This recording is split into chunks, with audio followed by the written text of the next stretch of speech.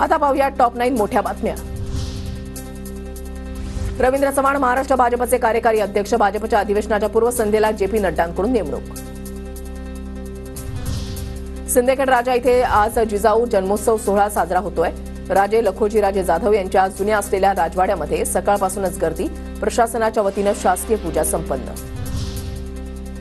संतोष देशमुखांच्या हत्येच्या निषेधार्थ नांदेडमध्ये 18 जानेवारीला मोर्चा निघणार। मनोज जरांगे पाटील, बजरंग सोनवणे, सुरेश धस उपस्थित राहणार।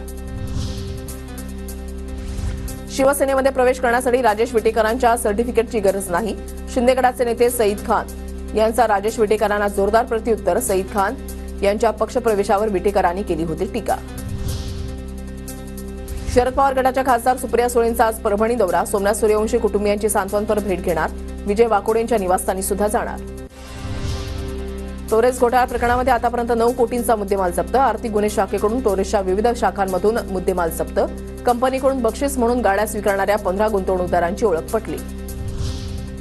टोरेस कंपनीविरोधात मुंबईमध्ये आतापर्यंत 1,500 तक्रारी। विविध ठिकाणाहून पोलिसांना तक्रारी मिळाल्याची माहिती। शिवाजी पार्क पोलीस स्टेशनसह अनेक ठिकाणी गुंतवणूकदारांच्या तक्रारी। गृह विभागानं निर्णय घेतलाय, आरोपींवर कारवाई करणार। बीड हत्या प्रकरणी मंत्री पंकजा मुंडेंची प्रतिक्रिया, तर सुरेश धस यांच्यामुळेच बीड बदनाम झालाय, पंकजा मुंडेंचा आरोप। आम्ही कुठे बदनाम करतोय? परळीचे लोक तुमच्याशिवाय असे वागू शकतात का? सुरेश धस यांचा पंकजा मुंडेंना सवाल, तर परळीचा पॅटर्नही तुमचाच, सुरेश धस यांचा पलटवार।